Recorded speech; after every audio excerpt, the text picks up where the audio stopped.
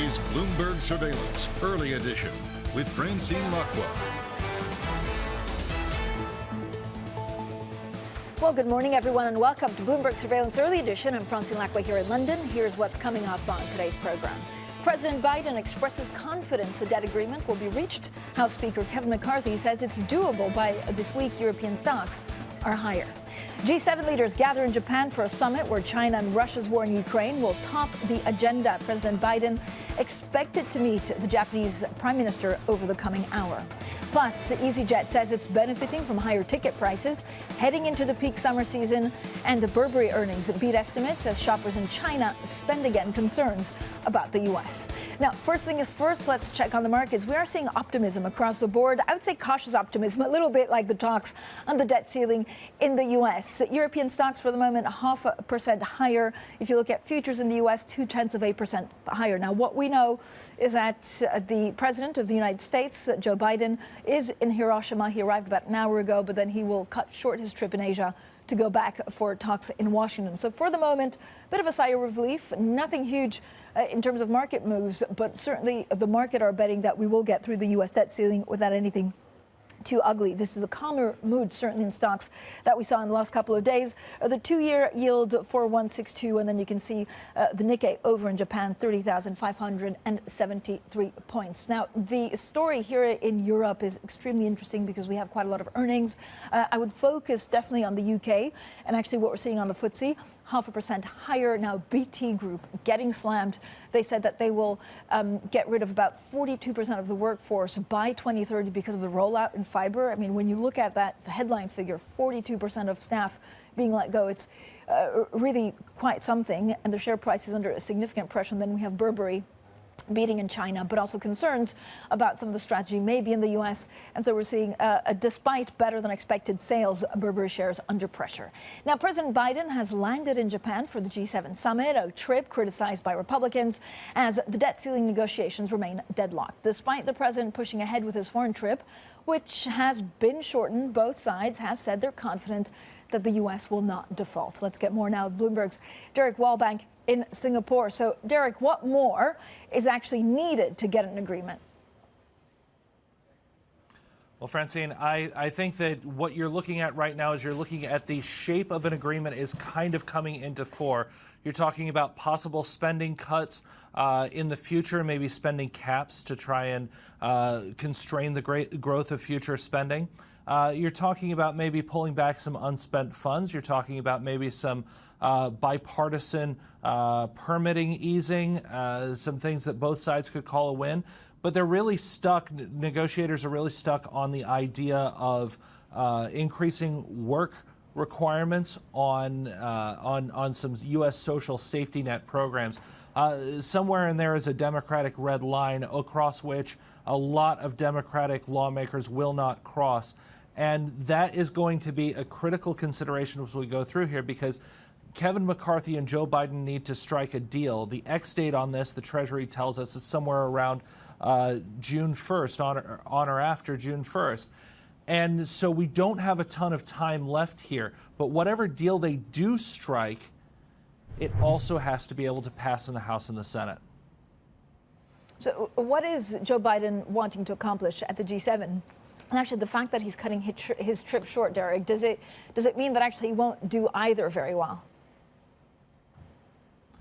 Ooh, well, what a good question. Yeah, I think that there certainly has been some diplomatic damage done from canceling the stops on this trip that were intended to be taken to Papua New Guinea, to Australia for a Quad meeting. They're going to try and shoehorn the Quad meeting in a little bit at the G7. So I think that the White House is going to be looking for something on that. But look, this whole trip, the unstated thing, and I mean, sometimes a little bit stated, was that this was going to show the U.S. depth of seriousness in the Pacific, especially contra a rising China, right? You can talk about a whole bunch of things that are on the table there, from trade to Taiwan to China's trying to expand its presence in the South China Sea and the Pacific. All of these things the U.S. wanted to sort of lay down a marker on, wants to boost up Japan, wants to boost up India and Australia as places that can kind of act as regional counterbalances to China. it makes it harder when all of a sudden Beijing can come back with a narrative and say, yeah, but this guy who's come across the sea to say this has cut his trip short so that he can go back and focus on paying his bills. Certainly, I think there's a little bit of a diplomatic difficulty there. I think if the White House can make some movement on this overall issue, though, and if they are able to avert a debt limit thing and say, look, it was a little bit of smoke and fury, but nothing really bad, and it all sort of worked itself out, that'll count as a big win for the White House. But you can't say for sure that either of those things are going to happen yet. Derek, public service announcement. You play, apparently, pickleball, and this is all the rage, right, with all the celebrities. I have no idea what pickleball is. All I know is that it's some kind of sport with a paddle, and it doesn't involve pickles. Yeah, that's really true. I can't stand pickles, but I do quite like pickleball. It's sort of, I feel like I have just about the right amount of hair for pickleball. It's sort of badminton or table tennis, but on a full court. It's not terrible. It's not terrible. Come to Singapore, we'll play sometime. Okay, I mean, I'm not sure about that, but this is where all the majors, even, Eva Longoria, Michael Phelps is playing. So, Derek, we'll have a chat offline and then maybe push that out on social media. Let's get back to the markets. Let's get back to the U.S. debt ceiling and how markets are reacting to that. Investors watching the U.S. debt limit situation. That's as President Biden expresses confidence that negotiators will reach an agreement to avoid a default. Joining us now is our Bloomberg Markets live editor, Eddie van der Veld.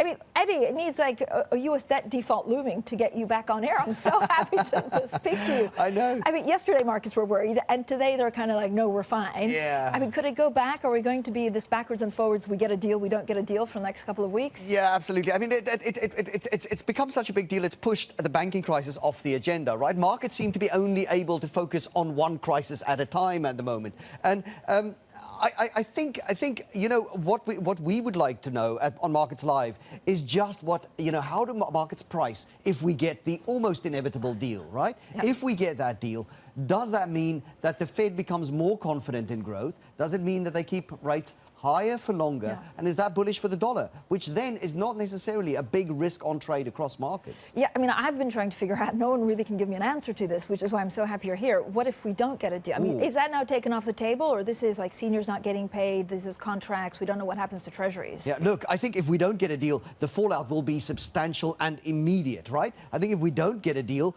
you do see pension funds in trouble, you do see banks in even more trouble than they are right now, right? And I think, therefore, what do you see? People go to safety. Where is safety? Safety's in the dollar. Safety's in treasuries. So we might perversely see people going back into treasuries as a result of no deal, as the result of a default, and that therefore you see things like gold in the initial aftermath falling really hard just because there is this rush to liquidity. But because of all of these uncertainties, I mean, longer term, are we going to see really more of a threat to dollar as a reserve currency? Oh, I think absolutely. And I think the fallout, the immediate fallout is very different from the fallout 2, 3, 4 months down the road. I think immediately, yes, there is an absolute flight to quality. Beyond that, though, you do see the sort of view that we've seen evolve since 2008, where the Fed aggressively cuts rates, to compensate for the fallout across markets, and that then you see hard assets like gold rallying again. I'm just pummeling you. I mean, cuts or no cuts from the Fed? This is like the big debate. Yeah. Right? And I know where I stand. Or, a lot of banks are basically going to what the markets is thinking. We're not sure about it. Where do you stand? Whether we get a deal or not? No, like on the Fed cuts at the end of the year. On the Fed cuts. You know what? I don't think we see cuts by the end of the year. I think the Fed will, unless things change substantially, even if we see some sort of small uptick in inflation, I think the Fed knows that there is a substantial lag on its policy. Yeah. And will probably therefore stand pat for a little bit and see what the effects of that is going into next year. We would have to see a substantial slowdown. And the consumer at the moment is strong, isn't it? Right. So there could, I mean, if there's a credit crunch, does it all just depend on the credit crunch? So it's the consumer. If they turn, then there's a chance. But I don't understand then why the markets are really pricing in these cuts. As long as we don't see a complete banking collapse, right? I think the Fed, for the moment, stands pat. I think the only thing that really made Powell sound almost a little bit dovish in the last few months was when we were in the acute phase of the banking crisis, where we saw, active bank failures, unless we go back to a return of that, which, don't forget, you know, if we get a treasury default, then we could have that. But Eddie, help me out. Why is the market so convinced we get cuts? Markets are rarely wrong, certainly rarely this wrong. Yeah, the markets. I think the market. Well, the market looks to be fighting the Fed a little bit. I think the market is worried about recession, and there are signs that credit conditions are tightening. What we're not seeing is the consumer falling over. And I think the market is far more focused at the moment on credit conditions than it is on the consumer. And I think that's a mistake. Okay. Eddie, thank you so much. So good of you to join us between like pickleboarding or whatever. No, I'm kidding. Bloomberg Markets live editor Eddie van der Velde firmly on dollar watch. Coming up, low-cost carrier EasyJet sees a summer boost as travel demand takes off. We'll bring you more from a conversation with the chief executive Johan Lundgren next. This is Bloomberg.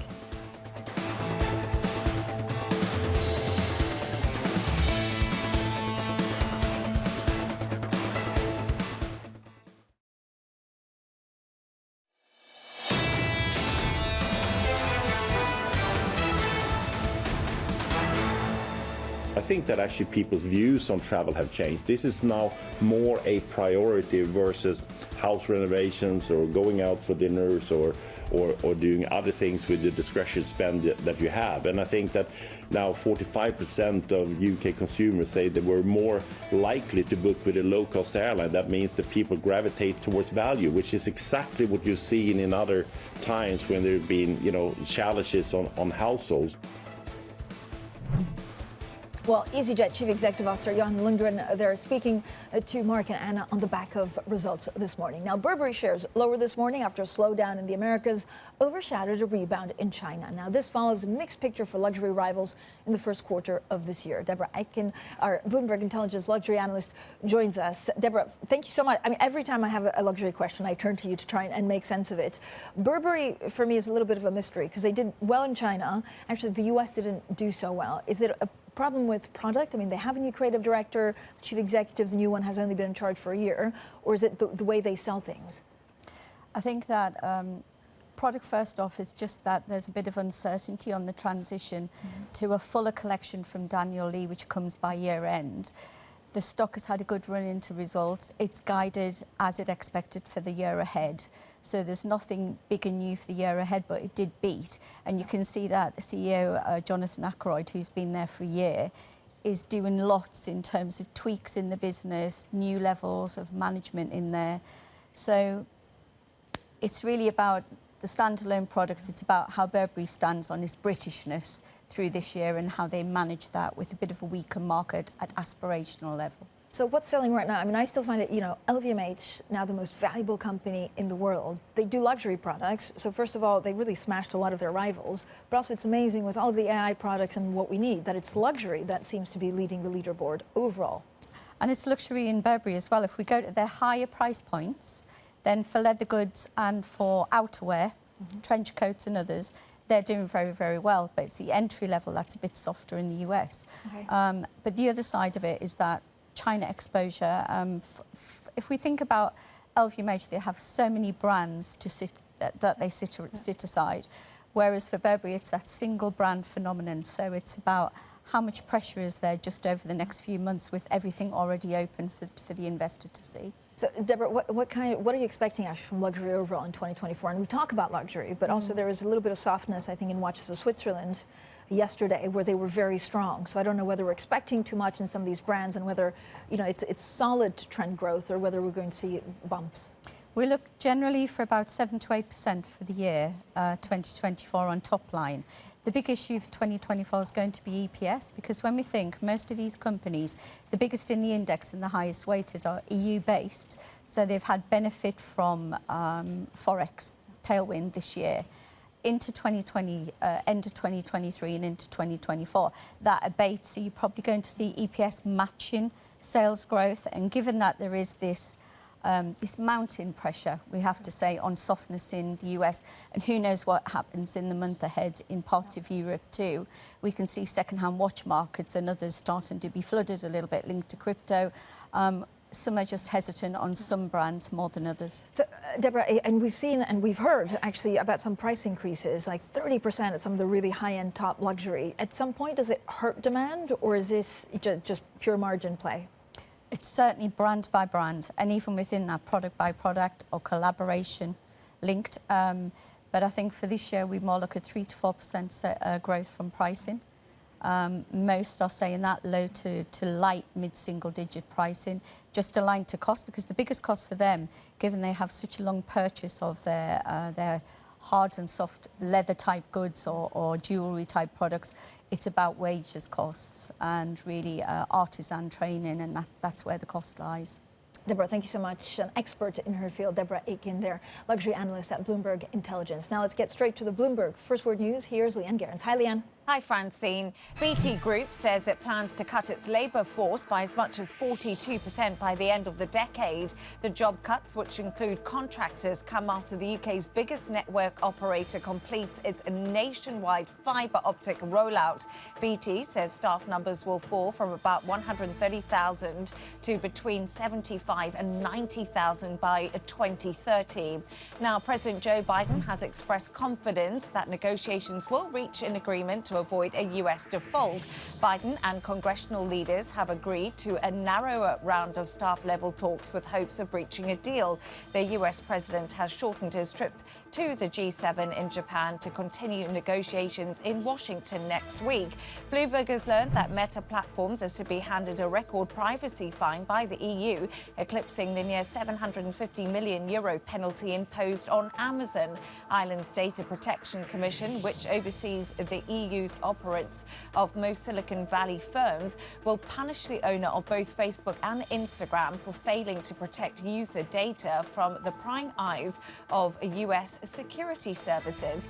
Global news powered by more than 2,700 journalists and analysts in over 120 countries. I'm Leanne Gerrans, and this is Bloomberg. Francine. Leanne, thank you so much. Now, coming up, world leaders touch down in Japan ahead of the G7 summit. We take, of course, a look at the agenda. We're also looking at live pictures. Moments ago, I think about 50 minutes ago, President Joe Biden was walking out of Air Force One. This is in Japan, about an hour south of Hiroshima.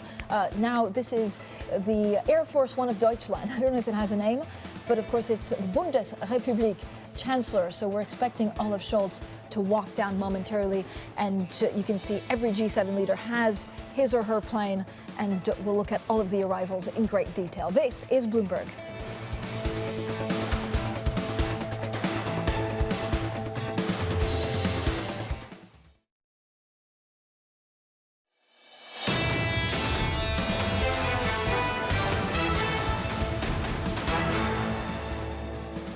Economics, finance, politics. This is Bloomberg Surveillance Early Edition. I'm Francine Lacqua here in London.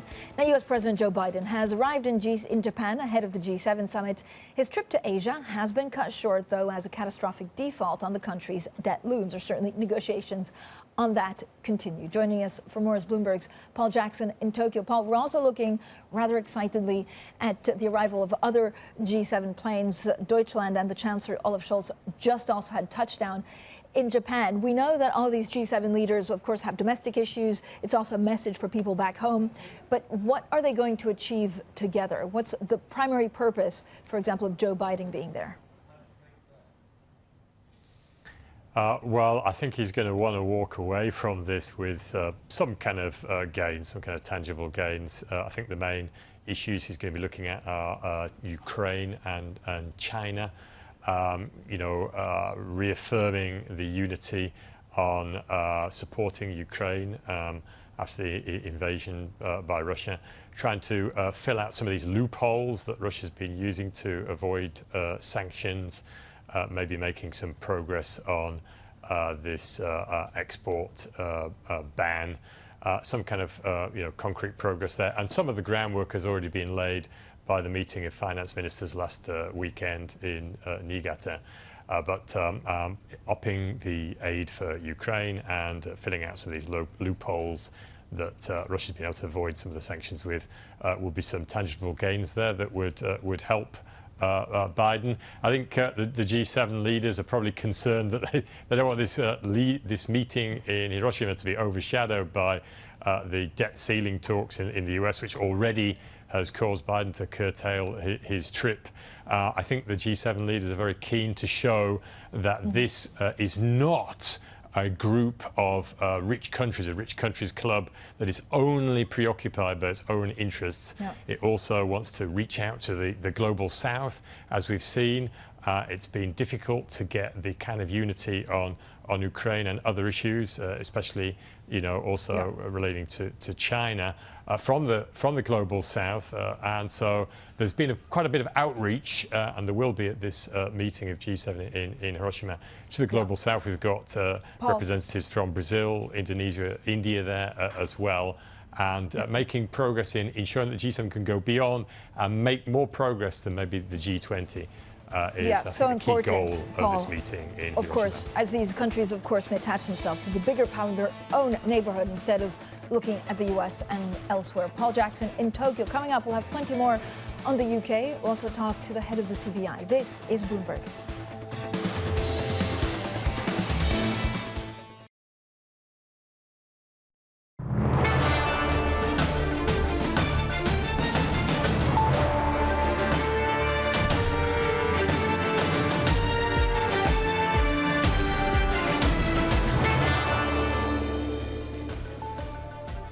Well, good morning, everyone, and welcome to Bloomberg UK, your, of course, place where you find all of the news on the UK and Great Britain. Britain's scandal-hit business lobby group, the CBI, has hired BlackRock Elizabeth Wallace as a new chief people officer as part of an effort to recapture the trust of its members. Last month, the CBI fired its Director General, Tony Danker, after complaints of workplace misconduct. More than a dozen women who worked for the organization alleged that they were sexually harassed by colleagues. Two say they were raped. Well, Tony Danker was not implicated in these allegations. More than 50 businesses, including Aviva, John Lewis and NatWest, suspended or canceled their membership as details of the complaints emerged. Now, the CBI has since suspended most of its operations and promised to come back to members with a plan next month. Let's bring in Bloomberg's Lizzie Burden, who's joined by the CBI's new boss. Lizzie. Thank you, Francine. Yes, I'm joined by Rain Newton-Smith, the new Director General of the CBI. Rain, it's great to have you on Bloomberg. You had a cushy job at Barclays and you've come back to lead the CBI in its darkest hour. I wonder what made you come back, but also whether you're the right person for this turnaround, given you were there when these alleged events happened. Look, I decided to come back because I thought it was so important that we have a voice of business that can speak across regions, nations and sectors at a critical time for our economy. We know the rest of the world is not waiting for us. We need to have an economy that is strong, that is tackling the big issues that are facing our society, from climate change to the cost of living crisis. So, and from what I've seen at the CBI and from what I know going forward is when we have the trust of our staff, our people, of stakeholders and wider society, we are able to be a really effective voice, working with other business organizations, working with trade unions on the really important issues of the day. So I came back because if I could play a role helping our staff and our people through a really difficult time and help with a really important rebuilding of our culture to earn back that trust so we can get on to being really effective as an organization, it felt really urgent and really important. Rain, the CBI is a subscription business, but the subscriptions are drying up. How long can you last? Look, it like many businesses now, we face financial pressures, and I think that actually just gives us, a sympathy and empathy and understanding for businesses themselves. It's not an easy time for any business at the moment with some of the high inflation that we're seeing across the economy. So we do need to be relentlessly focused on putting in place a program of change, and that's why it's only week 4, but already have a new chief people officer working alongside me to drive a program of change. We've got an organization who are real experts in global ethics, who have worked with with charities, with some of the very biggest businesses on how you really embed ethics right into culture right from the start. And so that's what I'm absolutely determined to work on, because I think as you started, some of those stories we heard that I read about in the papers were horrifying. The idea that women would have some terrible experiences and not be supported by their managers. I don't know when all of those events occurred, but what I'm determined is that we build on some of the strengths in our culture that we've had as an organization, but that make sure that everyone from this day forward, you know, where they have issues in a place of work, that they are supported. And we've seen many organizations obviously not dealing with the depth of issues that we faced in the past few weeks, but we are not alone in facing issues around workplace misconduct. And but Rain, have you seen any of the people, the members who have left, saying that they're considering returning now you've started this turnaround? Well, you know, I've been talking to a lot of businesses, whether there are members, whether they've left or whether they're in that pause, you know, essentially a wait and see. And what they want to see is that we're really serious about this program of change. They want to see implementation, but also, you know, everyone recognizes we need to show what we've done already, but this will take time, and we need to be able to embed not just what we're doing now, but show that we're committed to that going forward. Okay. So that's what they want to see. But so then they also really want to talk about the end of the day, right? And what is also becoming apparent is that without a collective voice that works with trade associations, from the National Farmers Union right up to, you know, technology, to all sectors of the economy, and is able to be a strong voice across regions, then we don't have a way of holding policymakers to account on some of the big issues of the day. So everyone is saying... So, Rain, in that wait-and-see period, when are the redundancies coming? Look, I'm not going to go on national broadcast and talk about, you know, individuals or our organization as a whole. We are facing financial pressures, but if we can earn back trust, and if we can show that we have a really important program of change, then I firmly believe that, you know, members will come back to us. And also there are many members who are still with us. Yes, we've lost a few dozen of members who have resigned, but we have many members who are behind us, who are talking to us, who want to know, they want to see change, they want to understand what's going on in the organization. And so we are really listening to them about what they need to see in that program of change, which puts people and culture front and center. But also they want to know about what will our purpose look like? How will we be an effective voice on tackling climate change and decarbonization across the economy?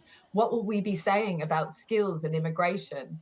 What will we be doing to tackle the really big issues of the day? And that's where I know I have over 100 talented policy specialists, economists, tax professionals, people who can really speak on these big issues of the day. And they are keen that they are able to be that effective voice, both to government and to the opposition.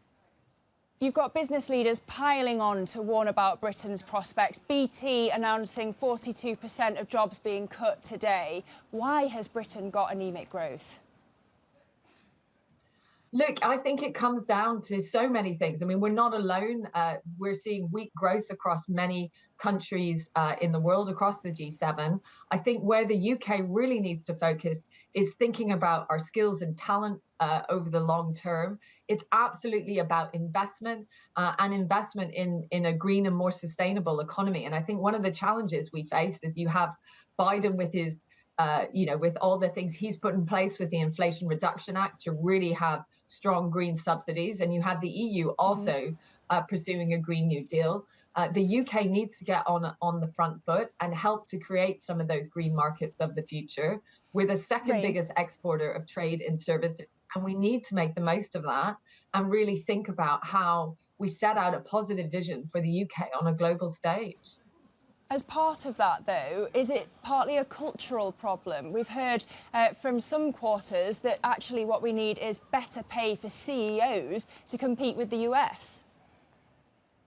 I think it's much more fundamental than pay. I think this is about making sure that it's easy for companies here to list in the UK. I think that is one of the challenges about how you make it easy for bigger companies to list here in the UK, and also how you start with very small businesses and how they're able to grow. So we can be brilliant on startups, but we're not always brilliant at scaling those businesses up and allowing them to access finance to become really big brilliant businesses. So I think it is about the ecosystem on finance. It's about having important allowances to get investment going. But I think it's about those bigger fundamental things about what is our vision for the UK on a global economy. How do we really compete in green markets, and how do we show that we have, the best? If you think we don't build enough about our universities, our creative industries, and I think we really need to think about some of the things that we are brilliant at and make sure that we are fostering those industries of the future and really promoting them both here in the UK but also abroad. Rain Newton-Smith, CBI Director General, thank you very much for joining me. Back to you, Francine. Thank you, Lizzie. At the same time today, we also found out that the UK is announcing a Japan chips partnership, maybe to move away from reliance from Taiwan. So that's something that we'll look at deeper. Coming up, British financier and investor Guy Hans joining us exclusively to discuss the future of the UK economy. That's next, and this is Bloomberg.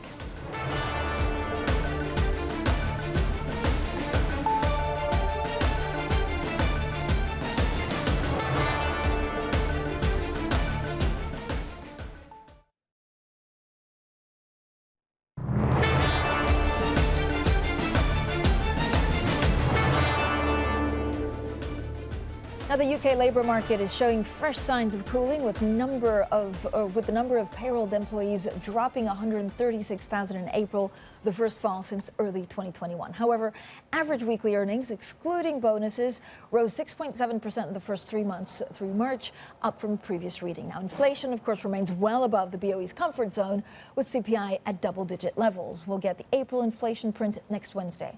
Economists surveyed by Bloomberg see that coming in at 8% year-on-year. Now, the soaring cost of living is also driving workers to walk out from their jobs in an effort to secure better pay.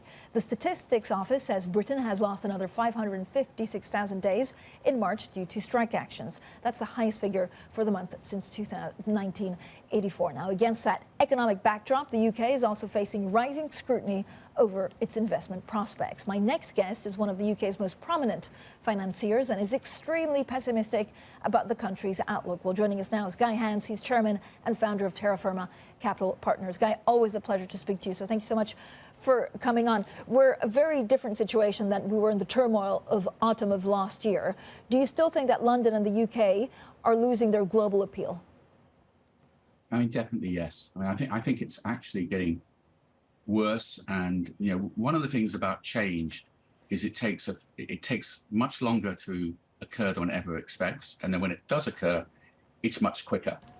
And people forget that the UK became a financial centre in a very short period of time, really 1979 through to 1986, and it was largely through some, frankly, quite innovative thinking of the Thatcherite government.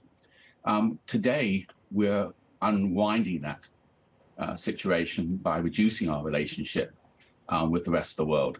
And I'm not sure when the tipping point comes, but we're definitely losing our global appeal. And at some point, the tipping point will come and we'll suddenly find that the City of London really has suddenly become almost unimportant on a global stage. But Guy, what do you say to those that think there's just too much pessimism out there, that they're emphasizing the breadth and depth of London's capabilities, and so with the right regulation and a great growth plan, we'll get back on track? Yes, that's fine if the people want to stay, but people are showing that they're leaving. People are going to Lisbon, they're going to Paris, they're going to Amsterdam, they're going to other countries, and as that expertise leaves, you eventually reach a tipping point where the reason to be in London disappears. And one of the things people seem to forget is the invisible earnings and the actual cash value of the City of London is vastly greater than just what's produced by the banking industry. You have the whole legal industry. The legal industry is worth more to the UK in foreign earnings than, frankly, car manufacturing. And it's also got an almost 100% profit basis, as opposed to car manufacturing, it's about 5%. And the fact that no negotiation was done with regard to the relationship between the city and Europe during the Brexit negotiations is really quite extraordinary. And all we need is for the French, and they're the most likely people to do it, to say, fine, we want laws done under European law rather than the English law for the City of London to pretty well be worthless as a place to do business. But Guy, would that ever happen? English is still the international language. I mean, you know, we love the French, but not many people speak French compared to how many speak English. So how difficult is that? It's not really a question of what language, it's a question of what is the law. If you're doing a contract today in Europe to buy a European business, you would do it under local law, I think. If you don't, you're at your peril. So the deals we do now in Europe, we do not do under English law. And the reason we don't is because we don't think a European judge has any reason to respect English law. So if you're going to do a deal in Sweden, do it under Swedish law. If you're going to do a deal in Italy, do it under Italian law. And that is very different to where we would have said 15 years ago. Is there anything that the UK can do now to get back on track, or do you think it's too little too late? The only thing they can do is to really try and negotiate a Swiss or Norwegian style deal with Europe. I think it's getting more and more difficult. The reality is that the UK is getting poorer. You know, the current predictions are that by 2030, the Poles will be wealthier than the British. And that's an extraordinary situation if you look at where we were, say, in 2008. And, you know, it's an interesting thing that people wanted to stop immigration from Europeans. Well, we've done it just by being economically not an attractive place to be. I mean, it is quite extraordinary, but even if we joined the European Union tomorrow, my guess is actually most Poles who were here in the past would not come back. So what does that mean? Yeah, I mean, there are, and you hear that, right, in certain corners saying, look, we could rejoin the EU. I mean, it was a sovereign vote. We just need to move on. Is there not anything that the UK can do in changing laws, in changing how the city operates to attract new business, especially at a time when pound is weaker, so it's actually cheaper to attract international investment? I think it's very difficult. If you look at international investment in terms of industry generally in the UK, we are an extraordinarily bureaucratic country. You know, the EU got blamed for our bureaucracy. The reality is we've left the EU and we've lost none of that bureaucracy. If anything, we've actually increased it and there are more rules. Compared with doing business in any European country that I do business in, the UK is vastly more difficult. It doesn't matter whether it's employment, it doesn't matter whether it's health and safety, it doesn't matter whether it's regulation. It is a more difficult place to do business. Now, we were promised that the government would tear up all these rules and make it easier. The reality is they've actually just put more rules in place. The employment rules in the UK compared with doing business in Germany or in Norway or Italy even are just extraordinary.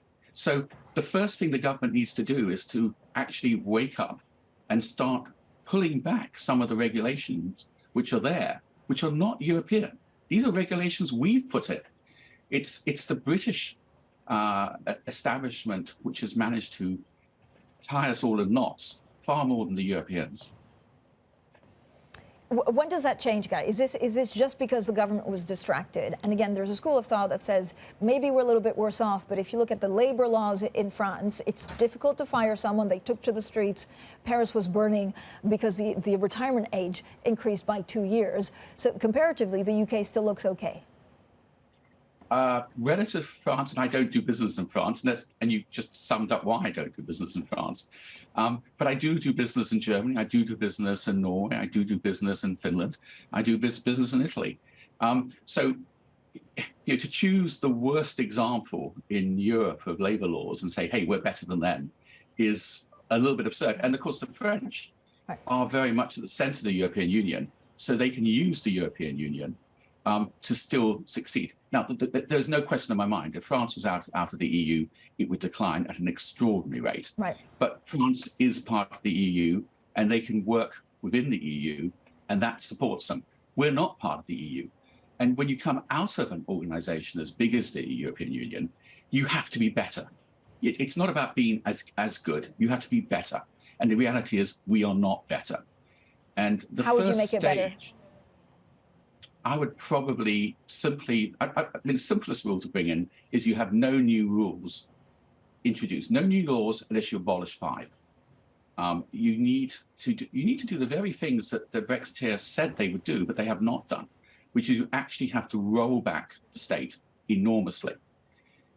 And that is the only chance, really, I think, the UK has. It has to become attractive to entrepreneurs, it has to be attractive to business people, and at the moment, it simply isn't. It has the disadvantage of being not part of Europe, and it doesn't have the advantage of less bureaucracy. I mean, rolling out, or, you know, the Big Bang 2, isn't that what they tried to do in the autumn with the mini budget? I don't think so, no. I don't think they've even got close to trying to actually do anything. When you try to make change, you get an enormous amount of resistance. And if you take somebody like Rab is not someone I would support in a million years. But the reality is he was actually trying passionately to make change and to make a difference. Now, if we live in a situation where a politician who is aggressive is going to get kicked out, you're never going to get any change. And, you know, I think the civil service does an amazing job. But somehow the government has to work with them to make the changes which they promised us. And it's not like the Conservative Party hasn't had a long time to make those changes. And we're not getting a freer state. We're not getting less regulation. Yep. We're not actually getting a more attractive economy for entrepreneurs. Okay, Guy Hans, thank you so much. I know you also made world headlines in saying that the UK needed an IMF bailout, so we'll continue the conversation on the podcast to see whether that's still what you think. Guy Hans, the chairman and founder of Terra Firma Capital Partners there. We'll have plenty more throughout the day on the UK. This is Bloomberg.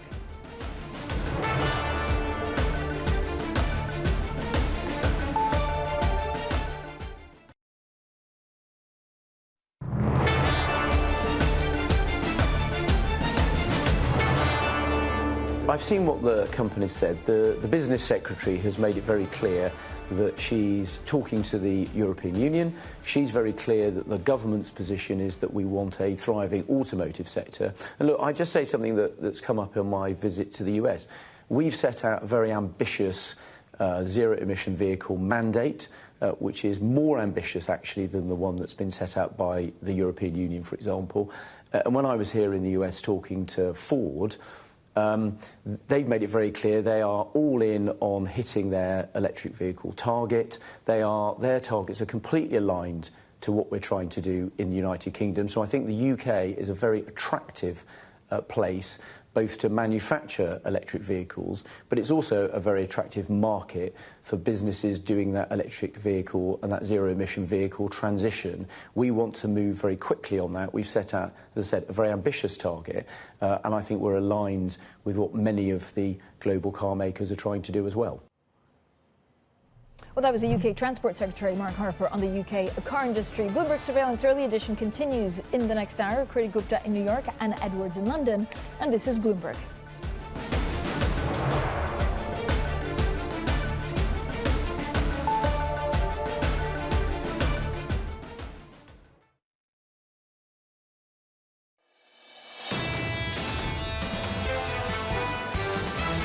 I'm confident that we'll get the agreement on the budget. America will not default. I'm optimistic for America because of people standing behind me. I'm optimistic of our ability to work together.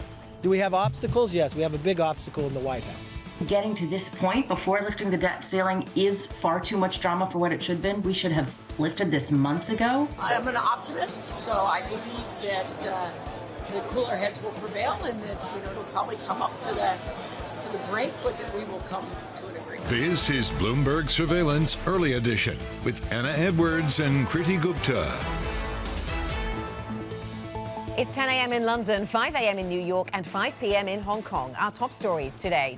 Leaders from the Group of 7 nations gather in Japan for their summit. Russia and China will be the problems at the top of their agenda. President Biden says he's confident a deal can be reached to raise the debt limit and avert a default. Negotiators from the White House and Congress are trying to resolve their differences. and another indication of whether the US consumer is resilient in the face of rising prices. We'll get quarterly earnings from Walmart this morning. Welcome to Bloomberg Surveillance Early Edition. I'm Anna Edwards in London. Kriti Gupta with me, of course, in New York. And Kriti, we continue our focus on the US consumer this week. Plenty of data. We also continue to focus on the debt ceiling. The mood music around that has improved, it seems, over the last couple of days. Improved a little bit. It feels like the message is starting to be received in Washington that Wall Street needs answers to some extent. Anna, the idea is here simply that Joe Biden has now kind of limited the amount of players that are involved in these discussions is a good sign at the end of the day. But of course, a lot going on, a lot of pressure, not just from here, but internationally as well. Of course, we know he's at the G7 summit. I imagine he's getting an earful about just how dire the situation is and the global consequences around that. We're going to go to Japan in just a moment to get that update. Futures right now a little bit unchanged, only higher by about 0.1%. Not seeing a ton of movement, Anna. But what's important to note is that even though on the macro front it's kind of calm, it feels a little stale, underneath the hood we are going to get a lot of kind of indications of what might come next. Remember, Walmart earnings coming out this morning as well, Alibaba earnings as well. The idea here that maybe with the micro stories we can infer what the macro narrative actually is. So futures at the moment perhaps waiting for a little bit direction on that front. The bond market, though, a little bit of a different story. The 2-year yield at 4.16, again shooting far above that 4% level. Does it stay there is the question, especially as we get developments on the bond market story. But again, with those higher yields, although this in the pre-market session is not showing up, but again, overnight it really did. With those higher yields, the dollar goes with it, stronger by about 0.3%. We're going to talk about this, a really interesting dynamic. Do you buy the dollar? Do you go long the dollar on the debt ceiling drama, or do you short it on the fundamentals? There's kind of an inverse correlation there. We're going to dive into that as well. NYMEX crude, of course, Anna, our favorite commodity to check, trading at a 72 handle, down about 0.6%. In direct conflict, by the way, with the risk sentiment you're seeing in futures. I want to quickly hit what's going on in Asia because some interesting news overnight. The Nikkei higher by 1.6%. This is an enormous move for the Nikkei in terms of what level it's hitting. So you really want to keep an eye on where the Japanese stock market, whether it's able to really sustain those gains in the long term. But to me, I think the currency story is fascinating, especially as we talk about the debt ceiling drama, the dollar story, whether or not you long or short it. Well, the Chinese government kind of made an interesting call on the yuan, a stronger than expected fix. We're looking at 7.04 on the offshore yuan rate, Anna. Interesting to see the global dynamics here. Yeah, we continue to watch the Chinese currency after that suite of poor data at the start of the week, and the Japanese story getting a lot of attention from Warren Buffett, Goldman Sachs. Lots of our guests, of course, have been positive on Japan and its stocks. Let's talk about Europe then. And Kriti, we've got European stocks catching up with what we saw on Wall Street yesterday, essentially. So US markets closing not far off their session highs yesterday. That's filtered through into the Asia session and now into the European session as well. So we see positivity almost across the board. Let's dive into some of the specifics around the European story. And the German market stands out as an area of bright green for Europe, and part of that to do with the strength of the auto sector, a very cyclical sector. Most sectors in Europe have been in positive territory this morning, but the auto space has stood out as one of the better gainers, along with banks and technology. I put in the German 30-year yield. I could have put in all kinds of yields across Europe because the trend seems to be for it's a risk-on day, so selling of bonds and yields going a little higher. That seems to be the vibe we're picking up on here in the European session. And a couple of corporates that really go against the risk-on grain today. BT Group, big player in the telecom space in the UK. They are cutting up to 42% of their workforce. This as a result of, well, they have to invest in fibre in the short term, but once that is done, then they want to certainly cut back on staffing levels at the business, both full-time employees and also contract staff. So that's knocked down by 6.8%. Some of the disappointment, though, attached, it seems, to the short-term cash flow forecasts and the lack of maybe explicit guidance. Burberry is down by 5%. This is a fashion name, of course, also based in London. And here we have a company that has given results to the market. It seems that the market not as impressed as it has been with some of the other players in this space. Yes, there's recovery in China, but there's weakness over in the US, and we'll talk about that later in the programme, Kriti. Of course, and the macro narrative, again, to your point, Anna, really surrounds what's going to happen with the debt ceiling. But there's also some other geopolitical news. President Biden has arrived in Japan ahead of an annual meeting with G7 leaders. The summit begins tomorrow in Hiroshima, with concerns around China and Russia set to dominate the discussions. Bloomberg's Anne-Marie Hordern joins us now on the ground in Hiroshima for more on what to expect. Anne-Marie, walk us through it. Yeah, well, the debt ceiling is one that looms large over the president as he's now landed in Hiroshima, is going to be meeting at this summit with other world leaders for the G7. The other big elephant in the room of course, is going to be China. And we do know the administration really wants to come out with this broad framework about economic coercion when it comes to China. Not sure yet exactly how this will be illustrated in the communique. Jake Sullivan on the way over on Air Force One didn't want to get into the details or ahead of it, but obviously he said this would be a dialogue. But the devils are in the details, because there clearly is a gap between the United States and Europe and about how hard they want to go against China, while also balancing the trade, investments, and supply chain reliance each individual country has with Beijing. So really, what comes out in terms of not just broad language regarding China, but potentially what can be done on a multilateral basis is something that everyone here is watching on the sidelines of the summit. And good morning to you, Anne-Marie from London. I heard one of our colleagues describe this as a sort of split-screen event where you've got one eye on what's going on in the G7, but the other eye firmly on what takes place in Washington. The president, no doubt, will be distracted by events back home. What's the latest there? He certainly will be distracted by that. And, you know, he's going to have 1 year on the ground in Japan, and the other year is going to be firmly in Washington. He made it a point to come out before he left for this trip to make a press statement saying that he is confident, that he thinks there could be an agreement on the budget. That's what he called it, the budget, and to avoid the U.S. going into default. Obviously, it's drawn a number of criticisms from Republicans. Speaker McCarthy said the president is hiding, asking the president, why are you traveling? Well, the president cut his trip short. This international trip was also supposed to include Papua New Guinea as well as Australia to make sure that he can get back to Washington. So he now has a smaller group of negotiators dealing with Republicans, and they think that they can get a deal. But obviously, there's a number of big issues that still need to be hammered out. Republicans are really digging in when it comes to spending cuts, to COVID spending that was unspent, work requirements, energy permits. There's a lot of details that need to be worked out. And the president did say, though, he did not think an agreement would be struck by Sunday when he's set to arrive home in Washington. But he is returning early to make sure they can get this deal done, because we are fast approaching June 1st. Bloomberg's Anne-Marie Hordern, I swear she gets the best assignments all over the debt story and the G7, reporting from Hiroshima. In the meantime, as we, of course, get off the Japan story, President Biden making some comments here. He is working on partnerships between Japanese and American companies. We know overnight there has been some talk about Japan investing in Micron, for example, the #1 U.S. producer of chips. So there are seem to be some partnerships already underway. President Biden saying we stand stronger, believe the world is safer when we do actually work together. This, of course, coming on the idea of the debt ceiling and how they can collaborate. Also saying that they're working on nuclear non-proliferation, really crucial in the context of what Anne-Marie was just talking about with China and Russia on the table. And, of course, reiterating his support for the people of Ukraine. So, of course, we're going to bring you all the latest headlines as we get them. Meantime, stateside top investors have been weighing in on those debt ceiling talks. Anthony Scaramucci and Mark Lazary spoke with Bloomberg's very own Sonali Basak at the SALT conference in New York. I hope our public officials are smart enough. I get the posturing and the peacocking, but I hope they're smart enough not to go over the line. What they should focus on is acting in the best interests of Americans. Why do we want to default? It makes no sense. And so we shouldn't default, because it's going to create a lot of issues and a lot of repercussions that we don't fully understand or know fully about. So there's no reason to go down that road. Well, Sonali Basak joins us now after a whirlwind day, I have to say. What are some of the key takeaways from the top investors at SALT? What are they panicking about? Listen, the debt ceiling issue is kind of near term in the scope of things. But if you see what they're saying, it's kind of out of their control. You're hearing investors say they hope they don't get there, that it makes no sense. But it's at the whim of the U.S. government, frankly. There's a lot of talk about what the Fed would do in this instance. Would they create some sort of facility to accept collateral?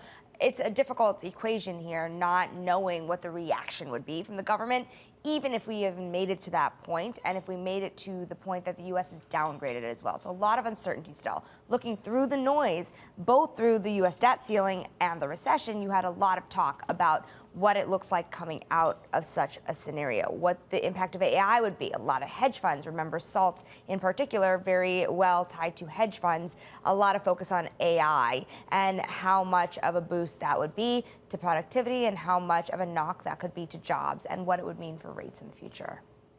OK, so Sonali, some very worthy, important conversations around the debt ceiling taking place at SALT. Some other conversations, though, about investment opportunities. You were picking up tips on where to put your money in the pickleball arena, I understand. That seems to have gone slightly off topic.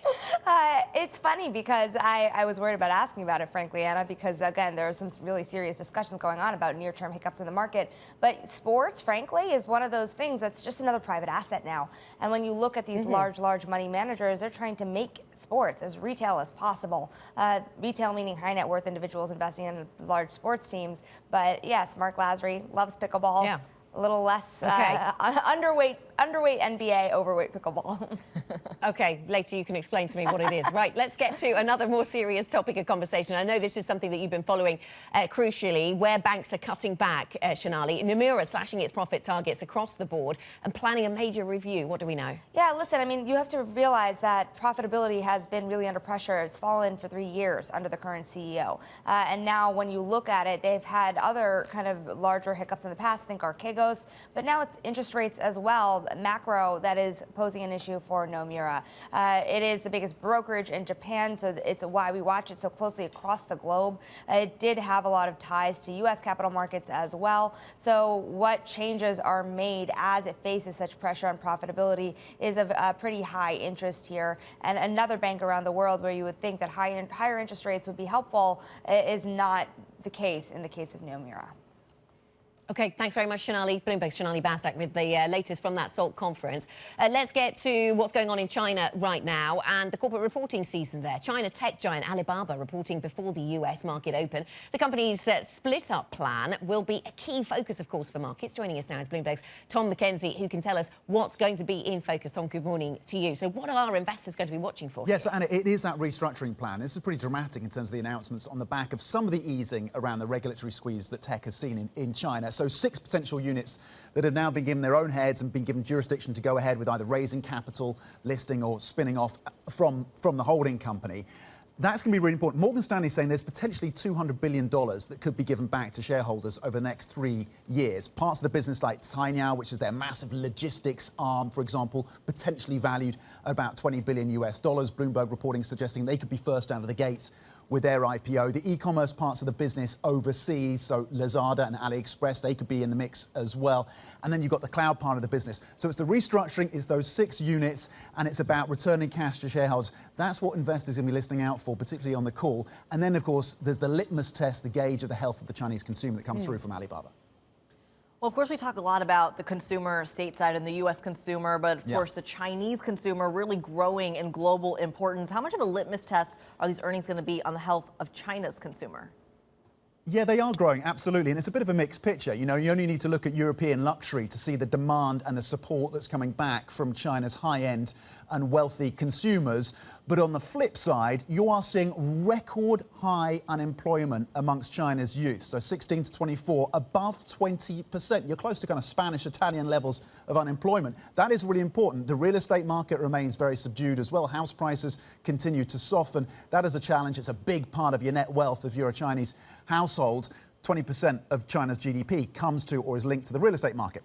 So we are looking to see if Alibaba and the e-commerce drive there can kind of flesh out the picture in terms of just how resilient that consumer is. JD.com, by the way, one of their main competitors, actually beat in terms of their results. So they showed that there is some resilience there.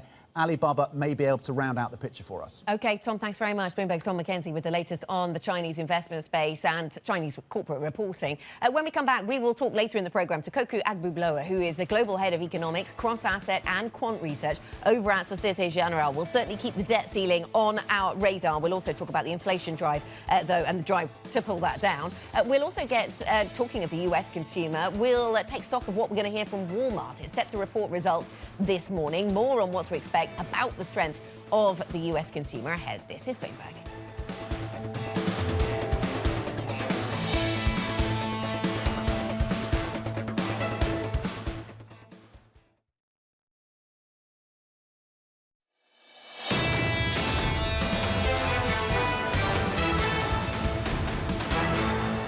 This is Bloomberg Surveillance Early Edition. I'm Kriti Gupta in New York with Anna Edwards in London. Look, it's all we've been talking about for the last few weeks, probably will be talking about for the next few weeks, the idea of the debt ceiling and what happens. What's the trade as we get closer and closer to the X date? Well, remember, some of the debt default is coming due on June 1st, as early as June 1st. We still don't know if that itself is the X date, but the question is, in the bond market, you're already seeing that volatility pick up. I gotta say, you're seeing it in the FX market as well. And here's how. For our radio audience, stick with me. We are looking at a chart here on just how speculators are positioned when it comes to the dollar. And really what you're seeing is that in the last few weeks, really I want to say since the end of March, when the debt ceiling talks started to pick up, you see massive inflows into the dollar. A lot of green on the screen in the last couple of, I want to say, 8 weeks or so. But the question is interesting here, because if you're questioning the full faith and credit of the United States, then fundamentally you would want to go elsewhere. And that's a theme we've talked about on this show and throughout Bloomberg Television and radio. To what extent does this create some sort of flight to the UK gilts market or German boons, for example, or FX that's anywhere but the dollar? But I got to say, 60% of the global transactions are still based in the greenback. So even the irony is, when you start to have these debt ceiling talks or the risk of default, people still venture into the dollar. And that's exactly what you're seeing ahead of that scary X date. Is that the right trade, though? Joining us now to tell us whether we're right or whether we're wrong, Eddie Vanderwall, Bloomberg Markets Live editor. Eddie, what do you make of the dollar move? It feels like it's a no-brainer, but at the end of the day, it doesn't quite make sense, does it? Kriti, I will never presume to tell you that you are wrong. I wouldn't go that far at all. But look, I think the narrative has got way ahead of where we should be right now, right? Yes, sure, in the very long term, right, nations rise and fall, and eventually the sun will cave in on itself. But in the meantime, right, the dollar is the world's reserve currency. And if we see a US default, investors will flow very heavily into the US dollar, because that's where safety is and that's where the liquidity is. And you will see them sell things like, you know, presumed havens like gold and bonds of other countries, purely to get into the dollar, because that is where they have gone in 2008 when we had a housing crisis that started in the US, and it's where they went post-COVID. So I think we will see the same thing again here. Okay, I mean, keeping it in the here and now, because believe me, we haven't got time to think about when the sun caves in on itself, Eddie. But so that you think the dollar holds its own, even if the problem emanates from the United States, and you say we've seen that before. What about gold holding its own then? Because gold is maybe something, a haven for some people they want to get into, but at the same time it's very liquid, and in times of trouble, what gets sold? Look, gold is a haven. It's a great portfolio diversifier. But in those moments of acute crisis, I looked at the data over the last couple of days, gold tends to sell off very heavily. Immediately post 2008, post the crash, immediately in the COVID crisis, we saw gold prices sell off heavily. And that's how you know things are really bad. If you see gold prices, staying stable or rising while stocks are selling off, it's not that bad. If you see gold prices and stock prices falling together, then you know investors are selling absolutely everything they can to make those margin calls, to get that liquidity, to keep their books ticking over. So yes, I think gold does sell off in the immediate aftermath. Eddie, thank you very much. Eddie Vanderwall of the Bloomberg Markets Live team. You can find further market analysis. Check out the Markets Live blog on the Bloomberg terminal. MLIV Go. That is the function to use. This is Bloomberg.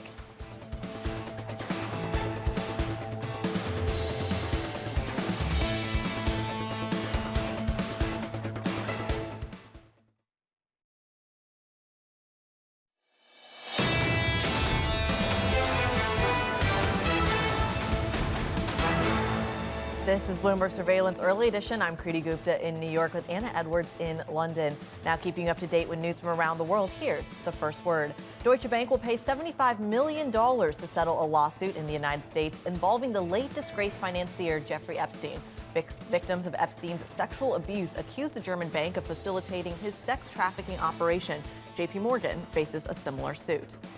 China has kicked off a European tour aimed at brokering peace in the war between Russia and Ukraine. A top Chinese diplomat met with Ukraine's President Vladimir Zelensky this week. Li Hu told Zelensky that ending the war would require all parties to build up trust. Ukraine has said it won't accept proposals that include the loss of territory. The state of Montana has now banned TikTok. That sets up the first legal and logistical test for broader efforts in the United States to restrict the wildly popular video sharing app. The Montana law prohibits app stores from offering the app to people in the state, but enforcing the restrictions for current TikTok users could be more complex. Anna, it's a fascinating story because we know on a federal level, this has been something that has been brought up in Congress time and time again. But again, it comes down to the enforcement. For a brief moment, TikTok was taken off of the Apple and Google app stores. And in this early draft of the bill for Montana, it looks like they tried to involve the likes of AT&T and Verizon, and it's essentially saying that in those networks, those 5G networks, to not have access to TikTok at all. They're getting creative, Anna, when it comes to enforcement. Right, and it seems we might see legal challenges against this attempt in Montana. Will it spread? Will there be other parts of the United States who go down this road? And as you say, we've seen plenty of focus on this in Washington. I remember seeing the boss of the business in front of lawmakers, trying but managing not to convince them that there was enough of a gap between the business and the Chinese government. And that really, for many, remains the problem. Will the future of TikTok in the US be guided by ideology, or will it be about sort of political pragmatism, which will be most popular with voters? Banning it or keeping it. Up next, we'll talk about the markets. This is Bloomberg.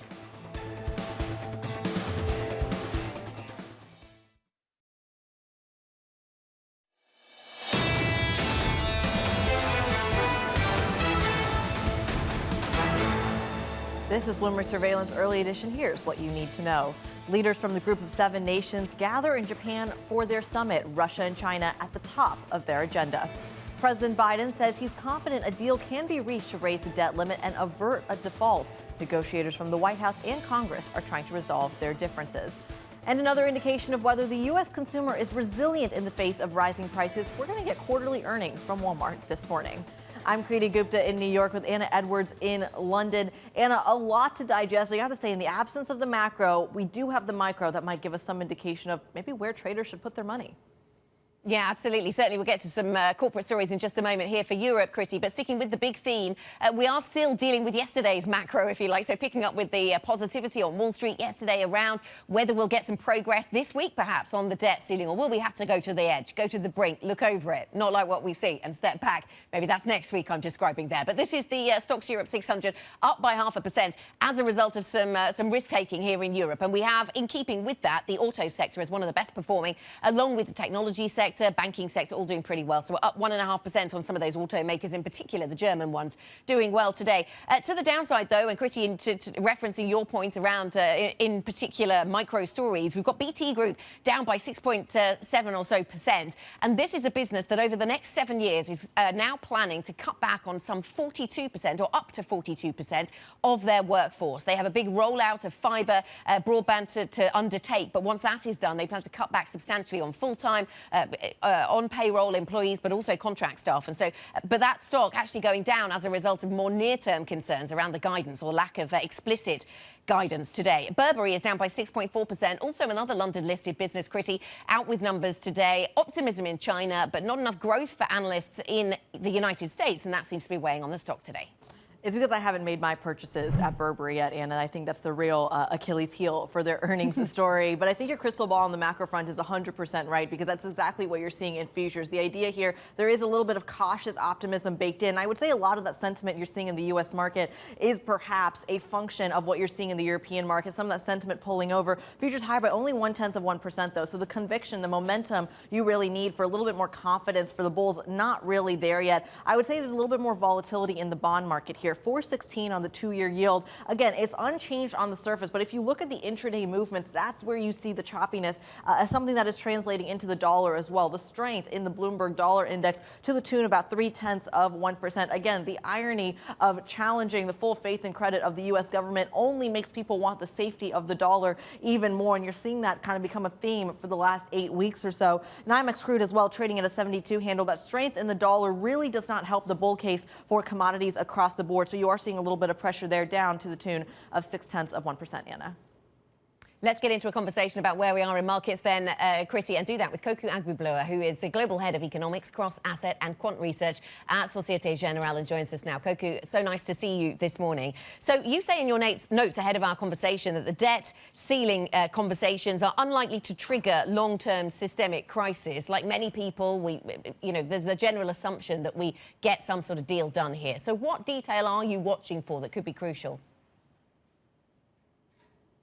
Yeah, Yes, this is an important point. I mean, the big debate with clients is whether this is a storm in a teacup or a teacup in a storm. And if we've obviously been here before, and if you look at some of the indicators we are essentially monitoring is the one-year CDS of the US, and this is clearly has gone up quite significantly by roughly increased to 150 basis points, which is so 3 to 4 times the average credit spreads of European governments. So I think we also look at the VIX, which is funny enough pretty low in that respect. So the fear index is not as sort of severe. And I think the disconnect between the equity market and the sort of treasury bills is the risk of a technical default, which could potentially trigger sort of more volatility in the short term. But the assumption, similar to Newton's third law of motion, I think the market is going to force action by Congress to get a deal. I mean, the risk is more of a technical nature as opposed to sort of challenging the full faith and credit of the United States government. OK, and take us through the difference between those two then, Kokou, and how that looks different in markets. Well, I think if you remember in sort of 2011, I think if we were to have a technical default, then we could see equity markets down sort of 15, 20%. But then the assumption is that we would have a pretty strong reaction by the government to essentially fulfill their payments, and that could lead to a pretty significant rebound or rally. But you would essentially create a lot of turmoil and volatility in the short term, and we don't think this will be obviously systemic going forward. Well, you said volatility in the short term, Kokou. Good morning from New York. The idea here that, I mean, you are the head at the end of the day of Quant Research. The idea of volatility, isn't that for some parts of the market actually a good thing? The idea that market makers perhaps are benefiting from this sort of thing? Absolutely. It's definitely create flows and a lot of fear and greed. And ultimately, this is from a market activity pretty conducive to portfolio rebalancing, etc. That being said, there are different types of volatility. If we have gap risk and that creates high volatility but low liquidity, this is where it becomes damaging for the normal functioning of markets. So our view is essentially to hope that there is not sort of market dysfunctioning and lack of liquidity. And this is why a lot of the clients we talk to are essentially allocating more into cash, because now you're getting rewarded between 4 to 5% to wait. And then trying to reallocate capital as visibility and uncertainty improves. Kokou, how does that work in terms of hedging, though? Because it sounds like the general environment, what you're describing here, is simply pulling money out of the markets altogether, waiting on the sidelines until there is more direction. But how do you hedge this? Well, this is a great question, because I think for clients, you simply try to monitor markets that are sending you conflicting messages. So if you look at the bond market, for example, the yield curve is pricing a number of cuts in the second half of the year, essentially pricing an imminent recession. So there is a lot of fear, and I think this was triggered by the US regional bank crisis. And then if you look at the equity market in the Euro stocks, for example, we are roughly 15 to 20% above where we were in 2019. And the VIX is also pretty low. So the equity market is essentially saying, well, this is business as usual, because profit margins are pretty strong, driven by greedflation and pricing power by corporates. And this is why you have profit margins at levels not seen since 2007. And the bond market is pricing fear. So in terms of hedging, you can think about buying put protection or equity puts on sort of the more weak balance sheet stock in the US, so Russell small caps, for example, and then try to fund that with some position in treasuries to pay from the premium of your option. So you can think about contingent puts or simply relative value between rates and equities. Kokou, you talked about how some people want to go to cash and you get 4 to 5% and then you can get that whilst you're waiting to work out what happens from here. You also suggest IG bonds and emerging markets. And I wonder what role EM plays here, because typically if we get pretty risk averse next week, if this goes down to the wire and risk assets sell off, then that might not be the best place to hide. So what role does EM play here? Well, I think the argument is more from a portfolio diversification. So in terms of pricing and risk-adjusted return, one of the things EM typically does well is when we see a peak tightening of the cycle and a peak in the dollar. So if we were to have a scenario of more market dysfunction, then the argument that the Fed will have to tighten further from here is going to be less likely. And this would ultimately mean the end of the tightening cycle. And this could essentially be sort of conducive to a better performance in EM. And you also have to remember that the recovery in China has been more disappointing than expected because it is more service-driven than it is goods and infrastructure and housing driven. So we think that this will take time, but ultimately that should be a positive contribution to the emerging market, particularly the Asia ecosystem. Kokou, thank you very much. Thanks for joining us. Kokou Agbo-Bloua of Societe Generale, thanks for being with us this morning on the programme. Coming up, we'll get back to the US consumer and retail. Walmart is set to report results this morning. More on what to expect from the US consumer ahead. This is Bloomberg.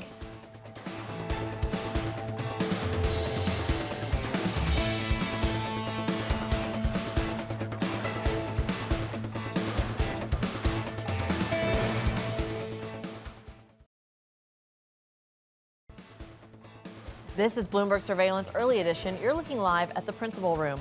Coming up later today, an interview with KBW CEO Thomas Mykod. That's at 4:30 p.m. New York, 9:30 p.m. London. This is Bloomberg.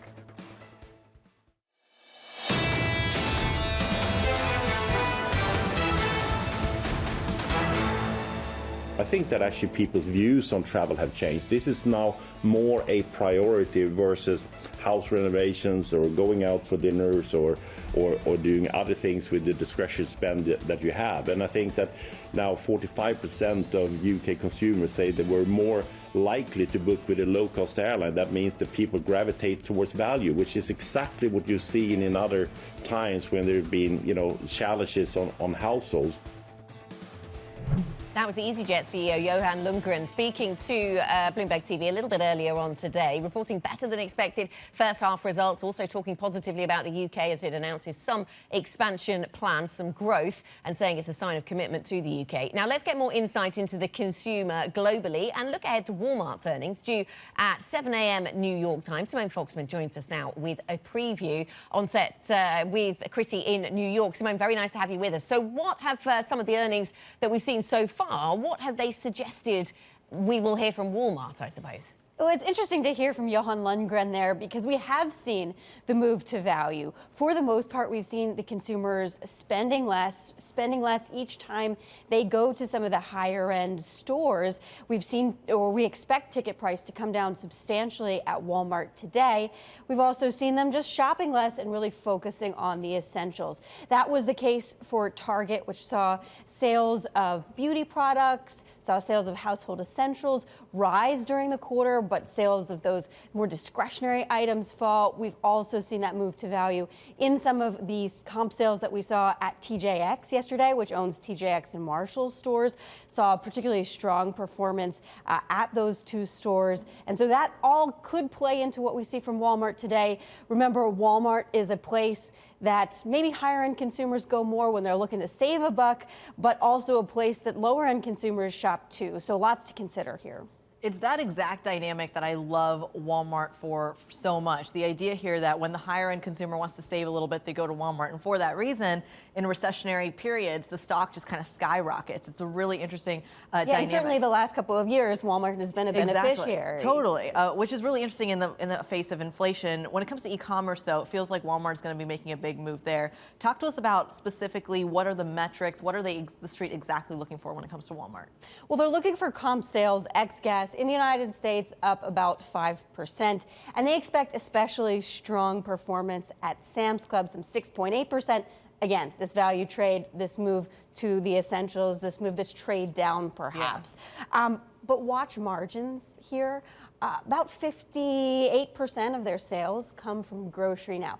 And that's great to get people in the stores, but it's a particularly low margin business. So if Walmart sees some of the spending contract and things like appliances, that's not great for margins. Also watch its international business. The company wants to double profits there over the next 5 years. But the street is really bullish right now. The average price target is $164 a share. Last close, $149 a share. And really, there's no one who's saying sell Walmart at the moment. Okay, Simone, thanks very much. Simone Foxman joining us there on retail. Let's think about the retail story in the US. Think about the likes of Walmart, but also the more luxury end. Burberry shares have been falling today after the company announced its earnings, and it certainly attributed some of the negativity to the US consumer, even if there were better signs coming out of China. Let's get to, from Bloomberg, let's get to our opinion columnist, Andrea Felstead, who joins us on set here in London. Andrea, your thoughts on the Walmart story there. First of all, let's go there before we go high end. It's all going to be about the consumer. We'll be looking at whatever direction the US consumer is going in. We've had lots of snippets of evidence that it's weakening, but as Simone said, it's a winner in these more straitened times. So what the consumer says, and also how does Walmart benefit from that? So, Andrea, one of the pieces of Walmart's story simply that's targeting, at the end of the day, a lower-end consumer, their everyday low prices. Let's go to the opposite end of the spectrum and talk about the luxury story specifically. Are you starting to see that kind of demographic divergence that we saw perhaps post-COVID, where the higher-end consumer was able to weather the story better, or has that kind of normalized to some extent? That is exactly what we are seeing. The message that's come through from the whole of the luxury reporting season, not just Burberry today, is that the super rich are still spending. It's the younger, more aspirational customer that is suffering. Last year, they had stimulus money. They had perhaps some crypto gains. They were spending those on luxury goods. And Burberry said today that those younger, less wealthy customers are cutting back on things like sneakers, a big driver for the industry. It has been over the past couple of years, as well as hats and belts. Some businesses, so there's this concern around the US, but some of these luxury names have really been doing well out of China, and we've seen that as such a theme over recent weeks with the reopening. What separated those that have done well and those that have not done as well? And Burberry, even if it lived up to some expectations in China, it wasn't enough to offset the US disappointment. So what's the story? That's right. What's happened over the past 3 years is the strong have got stronger. So LVMH with Louis Vuitton, Dior, Richemont's Cartier, Rolex. They've really, it's those big brands that are winning. Everybody else has not done quite as well. So if you're a brand like Burberry, you've really got to find a way to cut through that excitement about the big brands with the deepest pockets. Yes. They can take the best stores, get the most high-profile collaborators. Now, I'm more optimistic on Burberry than a lot of other people because they've got this new designer, Daniel Lee. Yes. And he did a really good job at Kering's Bottega Veneta. And there's an interesting little twist because the thing that's been coming through in luxury over the past few months is this idea of quiet luxury, a more understated elegance. And Bottega Veneta was one of the real beacons of that quiet luxury. So if he can do well at Burberry and create a buzz about the brand, that will enable them to cut through the noise and maybe compete with some of those bigger names. So they've got this new designer. They've also got a relatively new CEO. I mean, is that one of the areas of concern? I think one analyst today citing, needing to know more about what the new team brings. I think actually they've recruited a very good CEO, a British CEO who understands the brand. He understands the DNA and the heritage of the brand. His first strategic move was to make Burberry more British. And when you think about it, there are very few British luxury brands. So that's a great selling point, a great way to maybe appeal to Chinese consumers. So I think it's a good CEO, a strong management team, and they've got a good designer. The worry is there's an awful lot of expectation on that designer, a huge amount of pressure to come to, to reinvigorate the handbag line, come up with it bags. If that doesn't work, it's going to be a big disappointment. Andrea, final question on that Chinese consumer. Of course, overnight we did get that data that wasn't that strong, and we saw Alibaba earnings, of course, are going to come out shortly as well. Anna kind of alluded to it as well. The idea of a Chinese consumer, yes, it's predominant in the luxury space. Is it still that relevant from a global consumer perspective? Yes, it is. The Chinese consumer is still a big driver of spending, particularly in luxury. I think if there's any sign of that weakening, it's going to be quite worrying. Richemont said on Friday that they thought Chinese consumers were back, but they were still a bit cautious. There was still a bit of nervousness. So that will be the key thing to watch now, whether this initial splurge of spending sort of fizzles out. Andrea, thank you very much for joining us. Bloomberg's Andrea Felsted with thoughts on Burberry and the luxury space. As we mentioned, we're keeping an eye on Walmart this morning. Coming up, a look at the other stocks to watch before the US Open. This is Bloomberg.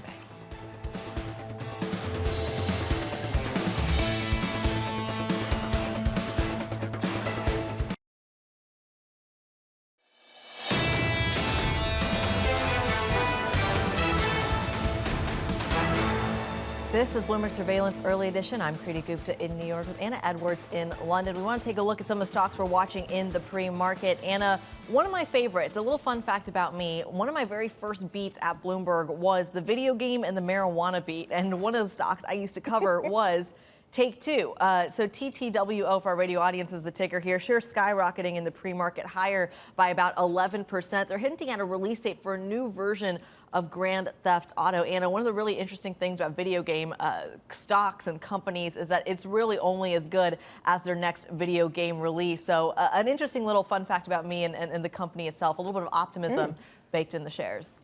You see, and I thought the spirit of, well, I know now that the spirit of Matt Miller on this programme does live on in the passion for video games. I don't know why I put him down as a player of Grand Theft Auto. I've completely made that up. I'm making assumptions, but maybe I'm right, maybe I'm not. Let's move on. If you're going to play a lot of games, you're going to need a lot of chips. And over in Japan, that brings in Micron. What's the story there? Well, it's interesting. $1.5 billion of investment from Japan on these next generation chips. Look, it's important as we talk about President Biden specifically over in Hiroshima right now for the G7 summit. And one of the things they're talking about is these partnerships between these two countries, especially in the context of chips where Russia and China and that dependence on supply chains in Asia is really top of mind. Micron shares right now higher by about 2.4%. Crucial when we talk about Micron and their role as one of the predominant U.S. chip makers specifically. So crucial, again, when we're talking about President Biden's kind of efforts to bring a lot of that production stateside and really become a player in the global chip space. It looks like they've gotten Japan on board. And we've talked a lot today about appetite for buying things. The US consumer certainly in focus with numbers all week from various retailers, from Walmart today. In terms of buying other things, Cisco orders slowing as customers weigh the economic outlook. I guess that's going to move that stock. It is quite a bit. And look, Cisco is one of those kind of old guard tech stocks. It is actually down a little bit. We're talking a lot about the U.S. consumer, but business investment is crucial as well. It's not just about Main Street. It's about business investment. And that's really where Cisco gets a good chunk of their returns. Now, look, they did deliver some fairly strong results, but the orders flow is really slow. Their backlog really disseminating slowly. And that's really where the lag is baked into the stock, excuse me. So you are seeing those shares, CSCO is the ticker, down in the pre-market, Anna. OK, lots to watch when we get to the start of US trading. Walmart numbers, of course, breaking shortly as well in the United States. Kriti will certainly focus in on that. Meanwhile, European stocks continue to respond to yesterday's enthusiasm on Wall Street. We're stronger across the European session. Stock 600 up by 0.6%. And actually, US futures a little brighter than they were a few hours ago, up by 0.2% on E-minis and NASDAQ futures. That is it for Early Edition. Surveillance is ahead with Tom, John and Lisa. They'll be hearing from Ellen Zentner, chief US economist at Morgan Stanley. Lots to talk about. This is Bloomberg.